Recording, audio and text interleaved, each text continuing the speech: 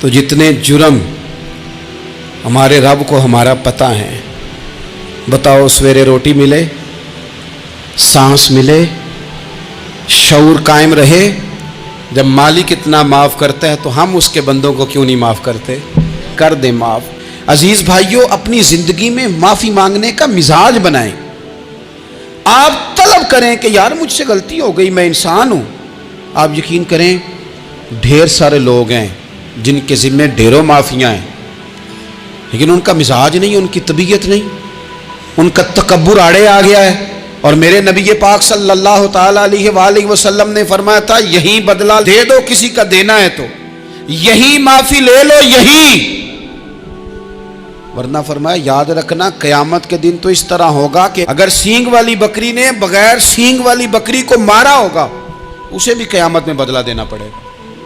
یہی معافی تلافی لے لو، یہی۔ تو ہمارے ہاں مزاج نہیں، مزاج بنائیں نا آپ، معافی کا مزاج بنائیں۔ رسمی ویسے معافیاں مانگتے ہیں، حج پہ جا رہا ہوں بھائی اگر کوئی ہو گئی تو معاف کر دینا، یہ تو رسم ہے، تو بڑی دنیا ادا کرتی۔ آپ کو پتہ ہے کہاں آپ کو معافی لینی ہے، تو جہاں جہاں اس طرح کے معاملات ہیں وہاں آپ کلیئر کریں۔ صحیح بخاری میں حدیث ہے حضرت ابو ذر غفاری سے، جب کسی نے کہا کہ آپ نے اسی طرح کے کپڑے خود پہنے ہیں جس طرح کہ آپ کے غلام نے پہنے، یہ کیا معاملہ ہے؟ تو فرمانے لگے، اعلانیہ خود بتانے لگے، فرمانے لگے مجھ سے ایک دفعہ غلطی ہو گئی تھی، میں نے ایک غلام کو جھڑک دیا تھا تو نبی پاک نے مجھے تنبیہ فرمائی، تو میں نے اس غلام سے معافی بھی مانگی، اور اس دن سے لے کر آج تک میں جس طرح کا خود لباس پہنتا ہوں اسی طرح کا اپنے غلام کو پہناتا ہوں۔ تو وہ خود بیان کر رہے ہیں، وہ لوگ اظہار کر رہے ہیں کہ ہم نے یہاں نبی پاک علیہ الصلوۃ والسلام کے تنبیہ کرنے پر ہم نے اپنے غلام سے، خادم سے یا کسی غلام سے معافی مانگی۔ تو معافی مانگنے سے بندے کا قد کبھی چھوٹا ہوتا ہے؟ میرے نبی پاک علیہ السلام نے فرمایا جو معافی مانگ لے اللہ تو اس کی عزت میں اضافہ کر دیا کرتا ہے۔ تو اس لیے ایک تو جہاں یہ معاملہ ہے وہاں، اور دوسری جو آیت میں نے تلاوت کی اس میں اللہ کہتا ہے کہ غصہ پی بھی جاؤ، معافی مانگو بھی اور معاف کر بھی دو۔ والکاظمین الغیظ والعافین عن الناس، فرمایا وہ لوگ جو غصہ پی جاتے ہیں اور لوگوں سے درگزر کرتے ہیں، لوگوں سے درگزر کرتے ہیں۔ واللہ یحب المحسنین، اللہ ان احسان کرنے والوں سے محبت فرماتا ہے، ان سے اللہ پیار کرتا ہے۔ تو رب فرماتا ہے جو غصہ پی جاتے ہیں والعافین عن الناس، اور لوگوں سے درگزر کرتے ہیں، ایک تو معافی مانگے اور دوسرا معاف کر بھی دیں۔ اگر دل میں کوئی بات ہو تو معاف، ہر روز لوگوں کو معاف کر کے سویا کریں۔ پہلے تو اس طرح کا کوئی کام ہی نہ کریں۔ ایک شخص نے جملہ کہا تھا، لکھا تھا، کمال لکھا تھا، اس نے کہا تھا کبھی ایسا کوئی کام نہ کرنا کہ کوئی تمہاری وجہ سے جا کے رب کے سامنے رونا شروع کر دے۔ ایسا کوئی کام نہ کرنا کہ کوئی بندہ تمہاری شکایتیں اللہ رسول کو لگائے، اس طرح کا کبھی کام نہ کرنا کہ وہ تڑپ اٹھے اور کہے اب تمہارا شکوہ میں نے وہیں کرنا ہے۔ کچھ لوگوں کی شکایتیں کرنی پڑتی ہیں، اللہ رسول کی بارگاہ میں بھی، اپنے مشائخ کی بارگاہ میں کر دیتے ہیں۔ بعض اوقات انسان وہ بے بسی کے عالم میں کرے یا بہت زیادہ تکلیف اسے سہنی پڑے تو تب کرے، ہو جاتا ہے۔ تو ایک تو ایسا کریں نا، اور کوشش کریں لوگوں کو معاف کر دیں، اپنے دل سے چیزیں نکال دیں۔ اور کچھ لوگ ایسے ہوتے ہیں جن سے امید نہیں ہوتی، اپنے ہوتے ہیں کہ یہ والا جملہ، اور بندہ کہتا ہے یار تجھے تو نہیں نہ کہنا چاہیے تھا، کوئی اور کہتا مجھے، کہتے ہیں۔ یہ نہ سمجھیں کہ لوگ کہتے نہیں، کہنے والے، یہ بات ہی آپ چھوڑ دیں کہ کوئی آپ کو کچھ کہے گا نہیں، یہ چھوڑ دیں۔ مخلوق تو اس طرح کی بات ڈھونڈ کے لاتی ہے کہ انسان پریشان ہو جاتا ہے کہ یار میں یہ کر سکتا تھا، میں نے کیا نہیں، اور جو میں نے کیا نہیں وہ تو نے میرے کھاتے ڈال دیا ہے۔ ایسے لوگ سامنے کھڑے ہو گئے فتح مکہ کے دن کہ جن کے چہروں سے ان کی زیادتیاں عیاں ہو رہی تھیں، ان کے ظلم چھلک رہے تھے چہروں سے۔ حضور کے سامنے کھڑے ہیں، کانٹے بچھانے والے بھی، روڑے مارنے والے بھی، گلے میں رسیاں ڈال، سارے کھڑے ہیں۔ حضور نے فرمایا بتاؤ تمہارے ساتھ کیا سلوک کروں؟ انہوں نے کہا آپ کریم ہیں۔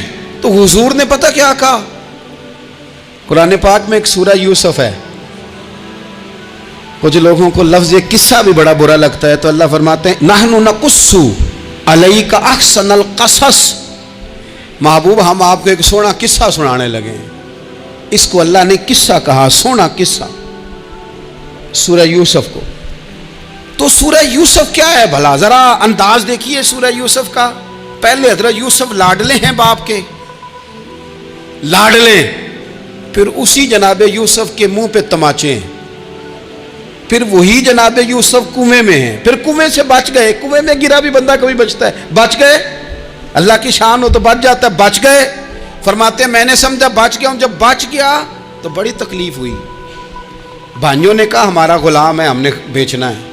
سگے بھائیوں نے بیچا، جو باپ کی طرف سے سگے تھے بیچا. فرماتے ہیں میں بکا. اب بڑا پریشان تھا کہ یار کبھی آپ غور کریں نا، کسی کا ریٹ لگ جائے. فرماتے ہیں اب بڑا پریشان تھا، اور جب میں مصر میں گیا تو میں کونے میں کھڑا ہوں اور لوگ مجھے خرید رہے ہیں. محبت میں یہ قصہ سنانا تو آسان ہے کہ بی بی اٹی لے کے آ گئی تھی، پر جو بیکرا ہے اس کا بھی تو حال دیکھو نا کیا ہے، اس کا ریٹ لگ رہا ہے. یہ بھی تو بڑی. اور جناب یوسف کہتے ہیں پھر عزیز مصر نے خرید لیا تو بادشاہ کے گھر گیا تو کچھ سکھ کا سانس آیا. یہ حضرت یوسف ہیں، یہ لاڈلے ہیں. فرماتے ہیں سکھ کا سانس لیا ہی تھا کہ جناب زلیخا نے الزام لگایا، اور وہ غلطی معاذ اللہ جس کا تصور بھی نہیں، اس کی پاداش میں سالوں جیل کاٹا. لیکن خدا کی حکمت ہے نا، اللہ کا کرم ہے نا، جس ملک کے وہ قیدی تھے رب نے اسی ملک کا حکمران بھی بنا دیا. یہ اللہ کی حکمت ہے نا، تقاضے ہیں نا. صبح کے تخت نشین شام کے مجرم ٹھہرے، ہم نے پل بھر میں نصیبوں کو بدلتے دیکھا. وہ جو چاہے جب چاہے کر دے. تو جب وہی بھائی مجبور ہو کر سوالی بن کر سامنے آئے ہیں، پتہ کیا ہوتا ہے؟ بندہ معاف کر دیتا ہے، بہت سارے لوگ معاف کرتے ہیں، پر کہانیاں سنا کے پتہ جے نا ادو کی آکھیا ساجے، پتہ جے نا ادو کی کیتا ساجے، پھر پتہ جے نا تسی اے بھی آندے سو. یہ ساری کہانیاں سنا کے. لیکن حضرت یوسف کے سامنے کھڑے ہو گئے. جناب یوسف نے بات چھیڑی کوئی نہیں، فرمایا تم سے بات ہی کوئی کرنی، جاؤ تمہیں سارا کچھ معاف کیا. اب جب یہ لوگ مکے والے حضور کے سامنے کھڑے، اس طرح معافی دینی چاہیے. یہ جب سامنے کھڑے ہوئے تو حضور نے فرمایا پتہ ہے تمہارے ساتھ کیا سلوک کرنے والا ہوں؟ کہا حضور نہیں. فرمایا وہی جو جناب یوسف نے بھائیوں کے ساتھ کیا تھا. پچھلا صفحہ پلٹنا ہی کوئی نہیں. جاؤ تمہیں معاف کیا، جاؤ تمہیں معاف کیا، جاؤ تمہیں معاف کیا. اور صرف معاف نہیں کیا، ساتھ عزت بھی دی. سب سے زیادہ مقابلے تو حضرت ابو سفیان نے کیے تھے نا، آخر تک وہ آئے تھے. آج وہ کلمہ پڑھ رہے ہیں، سردار ہیں، کلمہ پڑھ رہے ہیں. تو نبی پاک نے صرف معافی نہیں دی، عزت بھی دی.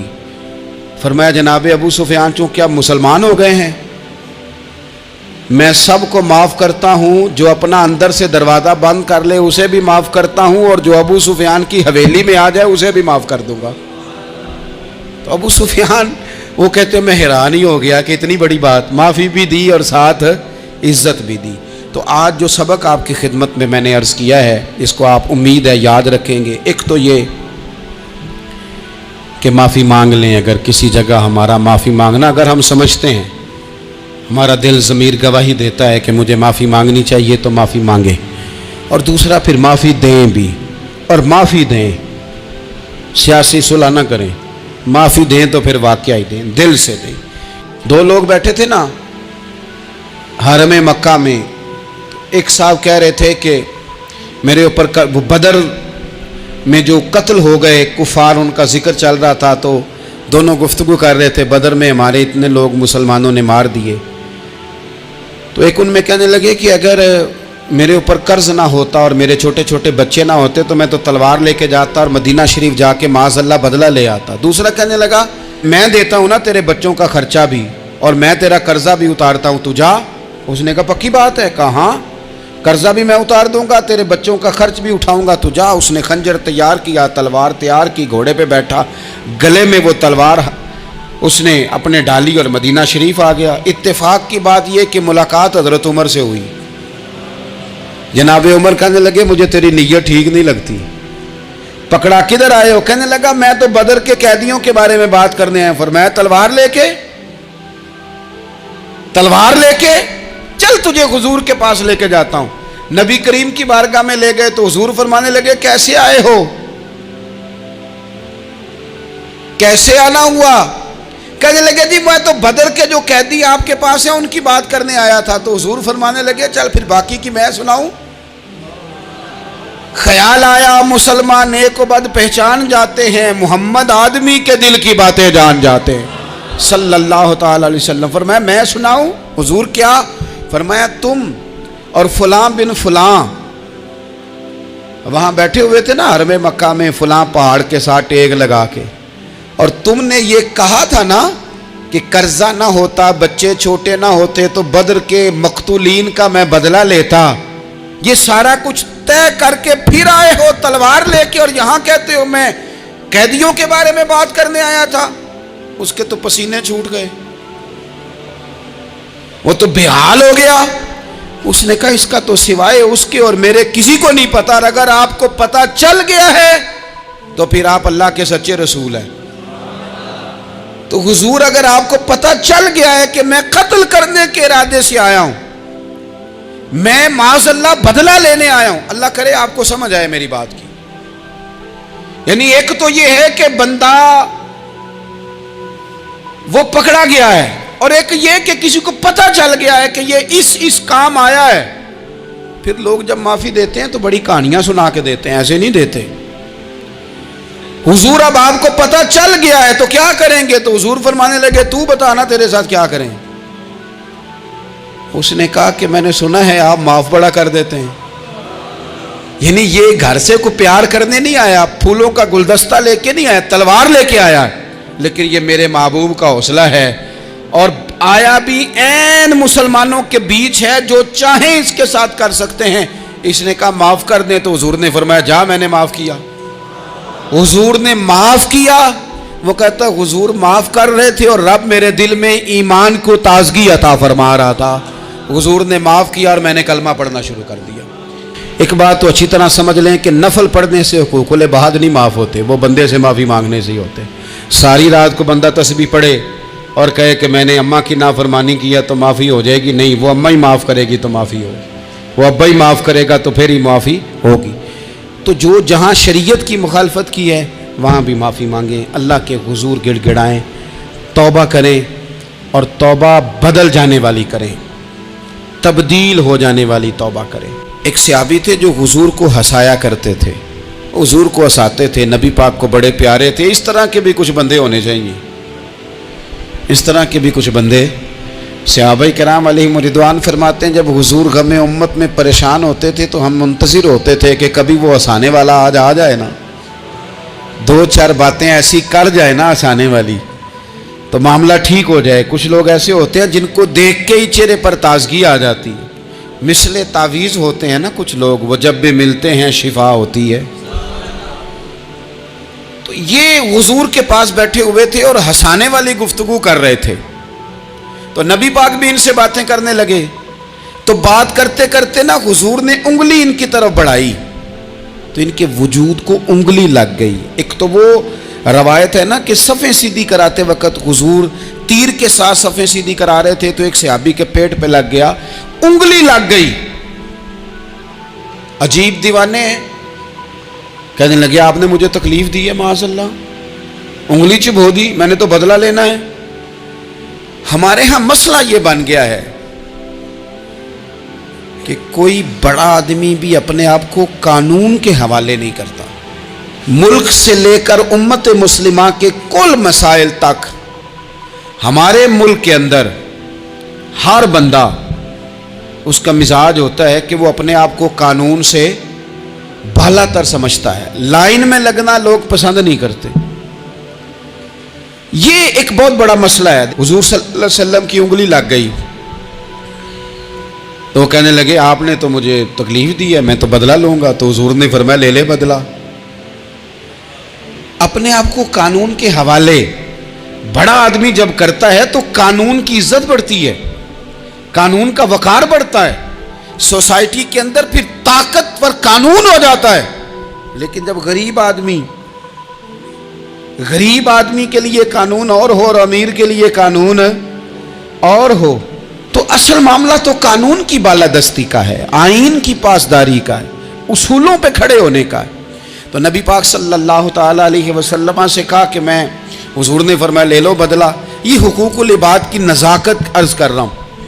ले लो बदला। उन्होंने कहा जी पेट से कपड़ा हटाइए, तो हुजूर ने पेट से कपड़ा हटा दिया। तो बड़े दीवाने आदमी थे, उन्होंने उम्मत को बताना था कि कुछ इस तरह के रंग भी होते हैं मोहब्बत करने के लिए। उल्टी ही चाल चलते हैं दीवानगाने इश्क, आंखों को बंद करते हैं दीदार के लिए। इस तरह भी कभी कभी होता है। कपड़ा हुजूर ने हटाया तो उन्होंने नबी पाक के जिस्म नूर को चूमना शुरू कर दिया। कहने लगे दिन बड़े हो गए थे, मौका नहीं को बन रहा था, तो चलो ये एक मौका मिला है। हुजूर आप कोई किसी के साथ ज्यादती कर सकते हैं, तो मैं तो मौका तलाश कर रहा था।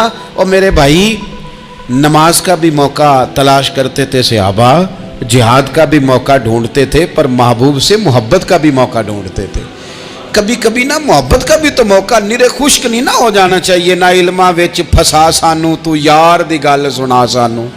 उथे इल्म दा सिक्का नहीं चलदा जिथे इश्क हुरां दा डेरा है। तो कभी इधर भी हैं हुकूकुल इबाद के मामले में नज़ाकत। और फिर जो आयत मैंने कुरान पाक की पढ़ी, एक तो ये है कि आप लोगों से माफ़ी ले, माफ़ी मांगे। हमारे यहाँ ना माफ़ी का मिजाज कबूल करें, जब कोई बंदा माफ़ी तलब करे तो माफ़ी, हमारे यहाँ माफ़ी मांगने का रिवाज आप यकीन करें सिरे से है ही नहीं। बल्कि उल्टा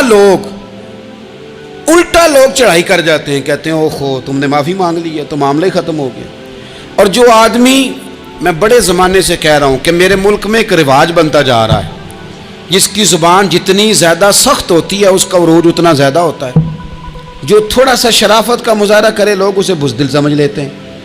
अच्छा, फिर अल्लाह ताला ने अपने फ़ज़ल से एक तकसीम बनाई है कि किसी को फैक्ट्री का मालिक बना दिया है, किसी को मज़दूर बना दिया, किसी को इदारे का प्रिंसिपल बना दिया है, किसी को उस्ताद बना दिया है, किसी को अल्लाह तबारक व तआला ने किसी मकाम पे मैनेजर बनाया है और किसी को उसी इदारे में चौकीदार बनाया। ये तकसीम हो गई। अब उसमें नज़ाकत पैदा हो जाती है कि जो मालिक है उसने ज़्यादा ख्याल रखना है मज़दूर का, अपने वर्कर का, अपने मुलाजिम का, चौकीदार का, उसने ज़्यादा ख्याल रखना है। होता ये है कि हम जितने ज़्यादा बड़े होते जाते हैं उतने ज़्यादा आराम पसंद होते जाते हैं। हमारा ये ख्याल होता है कि हक़ तो सिर्फ मुलाजिम का है कि वो हमारा ख्याल रखे, हक़ तो सिर्फ मुरीद का है वो पीर साहब के लिए हर तरह का अदब बजा लाए, हक़ तो सिर्फ शागिर्द का है। हालांकि जो आदमी जितना बड़ा जाता है उसकी नज़र उतनी ज़्यादा वसी होनी चाहिए और उसको ज़्यादा नज़ाकत के साथ चीज़ों को समझना चाहिए। अगर आपका दावा है कि मुझे अल्लाह ने बड़ाई दी है और मैं कुछ लोगों पर अल्लाह ने मुझे हाकिम बनाया है, तो फिर ज़्यादा इंसान के दिल में, जहन में वुसअत होनी चाहिए और ज़्यादा बारीकी। चलें, ये ज़्यादा ज़रूरी नहीं कि आप सब लोगों को मुतमईन कर सकें, इत्मीनान उनके दिलों को पहुंचाना ये ज़रूरी नहीं, चूँकि डिमांड मुख्तलिफ होती है ना हर आदमी की। लेकिन ज़्यादा ज़रूरी ये है कि आपके ज़िम्मे जो जिम्मेदारियाँ थीं, आपके तहत रहने वाले लोगों की, औलाद की, शागिर्दों की, इरादतमंदों की, अहबाब की, मुलाजिमीन की, वो आपने किस हद तक पूरी की। नबी पाक सल्लल्लाहु ताला अलैहि वसल्लम ने हमें हुकूकुल इबाद के मामले में ज़्यादा एहतियात करने का कहा है। और हुजूर सैयद आलम अलैहिस्सलाम ने सहाबा के भरे मजमे में से ये सवाल खड़ा किया, फरमाया तुम मुझे बताओ मुफलिस कौन है, गरीब, तंग दस्त और बिल्कुल तही दस्त बंदा कौन है। हमारे यहाँ सारे लोग, ये रमज़ान शुरू होता है तो लोग कहना शुरू कर, पीर साहब दुआ मंगो, हालात बड़े ख़राब हैं। मसलन क्या ख़राब है हालात? शामी रोटी नहीं लभदी। हालात सिर्फ ये ख़राब हैं कि पड़ोसी ने पजारो ले ली और मुझे नहीं मिली, इतने ही हालात ख़राब हैं, इससे ज़्यादा तो नहीं। हालात इतने ही ख़राब हैं कि जो बाहर भाई चला गया था उसने फ़लानी सोसाइटी में प्लाट ले लिया, मैं पीछे रह गया हूँ, इससे ज़्यादा तो कोई ऐसा मामला नहीं। तो कितने सारे लोग हैं जो इस बात का इजहार करते हैं। फिर मैंने ये देखा है कि बिला वजह के बाद लोग शिकवे करते हैं ना, देखो जी मेरा भाई है, मेरा दोस्त है, मेरा रिश्तेदार है, पड़ोसी है, तो उसने गाड़ी बदल लिया है, मोबाइल बदल लिया है, फ़लानी चीज़ उसने ले लिया, मेरा ख्याल नहीं रखा। भाई मसलन आपका क्या ख्याल रखना चाहिए था? नहीं, उसने मोबाइल लिया है 3 लाख का, तो आपका ख्याल है कि मेरा ये ख्याल रखता कि 1.5 का मुझे ले देता, 1.5 का वो ये ले लेता। ये मुतालबा गलत है शरीयत में। आपके जो ज़िम्मे, उसकी ज़िम्मेदारियाँ जहाँ तक बनती हैं वहाँ तक तो वो अदा करेगा, دیکھیں نا شریعت اسلامیہ بڑا پیار کرتی ہے بندے کے ساتھ، تو کھرب پتی بندے پر بھی شریعت نے یہ نہیں قدغن لگائی کہ تو کھرب پتی ہے تو اس طرح کر 40% زکوٰۃ دے، یہ نہیں کہا۔ لاکھ پتی بھی 2.5% ہی دے گا اور ارب کھرب پتی بھی 2.5% ہی دے گا۔ اگر اس کے دل میں وسعت اللہ نے پیدا کیا تو وہ لوگوں کا خیال کرے۔ تو حقوق العباد کے معاملے میں بعض تو ہمارے مطالبات ہیں جو مطالبے ہی سرے سے درست نہیں، سرے سے ٹھیک نہیں، لیکن جو بعض اوقات ہمارے وجود سے، لہجے سے، آنے جانے سے ٹھیس پہنچ جاتے، میں پرسنلی بعض چیزوں کو نوٹ کرتا ہوں اور مجھے ان کا بڑا خیال رہتا ہے۔ میں محسوس کرتا ہوں کہ نہ چاہتے ہوئے بھی ہمارے رویے سے بعض لوگوں کو تکلیف ہوتی ہے، نہ چاہتے ہوئے۔ تو حقوق العباد کے مسئلے میں ہم زیادہ کمزور ہو جاتے ہیں۔ آج یہ سوچنا ہے کہ وہ جو میری ذمہ داریاں ہیں، جو شریعت نے، دین نے، اسلام نے، اور کچھ میں نے خود کہیں شاگرد بن کر، کہیں ارادت مند بن کر، کسی جماعت کا ممبر بن کر، کسی مسجد کی ذمہ داری لے کر، کسی ویلفیئر کام کی ذمہ داری لے کر، کسی غریب کی ذمہ داری لے کر، کسی مزدور کی ذمہ داری لے کر، جو میں نے اپنے اوپر خود چیزیں ضروری قرار دے لی ہیں، میں ان میں کہاں تک کامیاب ہو سکا ہوں اپنی ذمہ داریوں کا۔ حضرت معاویہ بن خدیج رضی اللہ تعالیٰ عنہ ایک صحابی ہیں، وہ فرماتے ہیں کہ مجھے حضرت عمر نے کہیں بھیجا تھا جہاد کے لیے، تو میں وہ کامیابی کی خبر لے کر دوپہر کو لوٹا۔ تو عرب شریف کے اندر چونکہ گرمی زیادہ ہوتی ہے، میں نے مناسب نہیں سمجھا کہ میں حضرت عمر کو دوپہر کو جگا کے خبر دوں کہ حضور بے فکر ہو جائیں، اللہ نے کامیابی دے دی۔ میں نے شام ہونے کا انتظار کیا، یہ ان کے اچھے اخلاق کی علامت، اعلیٰ ظرفی کی بات بتا رہے ہیں۔ کہتے میں نے شام ہونے کا انتظار کیا، مغرب کے وقت یا عصر کے وقت میری ملاقات ہوئی، تو میں نے حضرت عمر سے کہا کہ حضور الحمدللہ اللہ نے کامیابی دے دی، جس مہم پہ آپ نے بھیجا تھا وہ اللہ کے فضل سے اس مہم سے کامیابی ہو گئی۔ تو حضرت عمر فرمانے لگے دیر سے کیوں آئے؟ مجھے تو امید تھی کہ تم سرے دوپہر آ جاؤ گے۔ میں نے کہا حضور میں دوپہر کو ہی گیا تھا، دوپہر کو ہی گیا تھا، پر سوچا کہ آپ آرام میں ہوں گے۔ کیا جواب ہے، اور کیا اس جواب کے اندر بہت سارے لوگوں کی ترجمانی ہے۔ حضرت عمر فرمانے لگے آرام کرتا تھا میں، پر وہ دور گزر گیا، اب تم دوپہر کی بات کرتے ہو، اب تو رات کو بھی کم ملتا ہے۔ وہ تھا ایک دور، اب جب اپنے ذمے خود ذمہ داریاں زیادہ لے لی، اب کیا پتا کہ کوئی کہاں سے چل پڑا ہے تجھے ملنے کو۔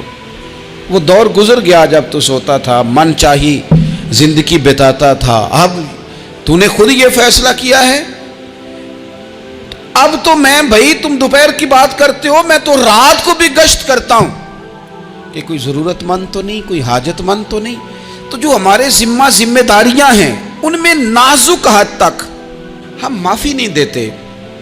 کبھی کبھی صلح تو کر لیتے ہیں، صلح ہو جاتی ہے، پنچایت میں صلح ہو گئی، پھر لڑائی ہوئی، پھر بات شروع سے شروع ہو گئی، کیونکہ ہم نے معافی، پھر وہ بات شروع ہو گئی 1955 سے، تو وہ بھی آکھیا سی، تو اے بھی کیتا سی، وہ بننے والی گل یاد ہی، او بس کر یار، کچھ بھولیں بھی تو۔ بچے پتہ کیوں خوش رہتے ہیں؟ آپ کو پتہ ہے بچے کیوں خوش رہتے ہیں؟ بچوں کو بات بھول جاتی ہے، اس لیے بچے، اماں نے ادھر 2 تھپڑ مارے 3-4 منٹ پہلے، اور اگلے 5 منٹ میں اماں نے پھر ماتھے کا بوسہ لیا تو بھول گئی بات۔ اللہ کرے کوئی تھوڑے تھوڑے بچے بھی بن جائیں۔ یہ جو بہتے سیانے ہیں نا، ان کا بھی اللہ ہی حافظ ہے، عقل زیادہ آ گئی ہے نا۔ اس لیے اقبال جیسے لوگوں نے کہا تھا خرد کی گتھیاں سلجھا چکا ہوں، یا رب مجھے صاحب جنوں کر دے، صاحب جنوں کر دے، صاحب اللہ کوئی تھوڑا سا مجھے مجنون بھی بنا۔ یہ زیادہ عقل تو کسی کام کی رہی نہیں، پاگل کر دی، پاگل کر دی۔ بہت سارے لوگ ایسے ہیں زیادہ سمجھدار ہوتے ہیں، لہذا معافی دینے کو تیار، معافی دیں۔ جب کوئی معافی کا مطالبہ کرے تو اسے معافی، سب سے مشکل کام ہوتا ہے لمبی لسٹ والے دشمن کو معاف کرنا۔ لسٹ جس کی لمبی ہو نا غلطیوں کی، ایک آدھ غلطی تو معافی ہو جاتی ہے۔ کچھ لوگوں کی لسٹ بھی بڑے، کچھ عادی مجرم بھی ہوتے ہیں، لسٹ لمبی ہوتی ہے، ان کو معافی دینا بھی تھوڑا سا مشکل ہوتا ہے۔ لیکن کمال بھی یہ ہے کہ جس کی لسٹ لمبی ہو اسے یک جنبش قلم بندہ معاف کر دے، کو چھٹی ہو گئی، جا تجھے معاف کیا۔ اور یہ ہمیں کیوں کرنا چاہیے کہ میرا رب بھی ایسے کرتا ہے، میرا رب بھی ایسے، وہ گنواتا تو نہیں نا، یہ بھی کیا، یہ بھی کیا، یہ بھی کیا۔ حضور فرماتے ہیں، ذرا سننا حدیث، حضور فرماتے ہیں کچھ لوگوں پہ اللہ کرم کی چادر ڈال کے نا قیامت والے دن، یہاں بھی اس نے پردہ رکھا تھا تو وہاں بھی کرم کی چادر ان پہ ڈلے گی، تو اللہ فرمائے گا یہ گناہ کیے تو چھوٹے چھوٹے گناہ اس کے گنوائے جائیں گے، یہ اب وہ ڈرے گا، چونکہ پتہ تے سارا ہے نا سردار نو کیتیاں دا، اب وہ ڈرے گا، چھوٹے چھوٹے گناہ اس کے گنو، تو اس کا خیال ہے بڑے بڑے بھی نہ سامنے آ جائیں، چھوٹی چھوٹی غلطیاں اس کی گنوائی جا رہی ہیں، جو ڈر رہا ہے، کانپ رہا ہے۔ قربان جائیں نبی پاک کے لفظوں پہ، کچھ گلاں اجیاں نے قرآن پاک اجیاں نے، یہ نا میری دادی کہا کرتی تھی، میری اماں کہا کرتی تھی، اے کچھ کام اجائے نے، کچھ گلاں اجیاں نے کہ اتنے دل کردہ ہے صفحہ بند ہو جانا ہے تو معافی ہو جانی، یعنی ختم ہے یہ بات، اس سے آگے کسی نے سوال پوچھنا ہی نہیں۔ چھوٹے چھوٹے گناہوں کا اللہ تذکرہ فرمائیں، یہ کیا یہ کیا یہ کیا، یا اللہ ہو گیا، اب بندہ ڈر رہا ہے کہ بڑے بڑے بھی سامنے آ جائیں گے، لیکن چھوٹے گناہوں پہ ہی فل سٹاپ لگا کے نا، تو رب فرمائے گا یہ جو تیرے گناہ ہیں نا، اس کے بدلے تجھے نیکیاں دی جا رہی ہیں، تو نے سچی توبہ کی تھی تو ان گناہوں کو بدل کے نیکیاں بنایا جا رہی ہیں۔ پہلے ڈر رہا تھا، حضور فرماتے ہیں، اب فٹافٹ بول پڑا، کہنے لگا یا اللہ میں نے تو بڑے بڑے بھی کیے ہیں، یعنی اگر چھوٹوں کی نیکیاں بن گئی ہے تو وہ پاپ کدھر ہیں، بڑے بڑے وہ میرے کدھر ہیں۔ کریم یہ بات کر رہے ہیں اور صحابہ رو رہے ہیں، میں نے تو بڑے بڑے بھی کیے ہیں، بڑے بڑے کدھر ہیں۔ اللہ تعالیٰ بندوں کو معاف فرماتا ہے، معافی مانگ بھی لے، معافی دے بھی دے، اور آپ سے یہ بھی گزارش کروں گا کہ جہاں اللہ رسول کی ہم سے نافرمانی ہوئی ہے وہاں تنہائی میں 2 نفل پڑھ کے، تنہائی میں اللہ تعالیٰ سے بھی معافی کے خواستگار ہوں۔ یاد رکھیں جب اس کی خفیہ تدبیر آ گئی تو پھر معافی کا وقت ہو سکتا ہے خدا نہ کرے ہمیں نہ مل سکے، تو اب وقت ہے، خوب استغفار کریں، خوب معافی مانگیں۔ اللہ تعالیٰ آپ کو اور مجھے عمل کی توفیق عطا فرمائے۔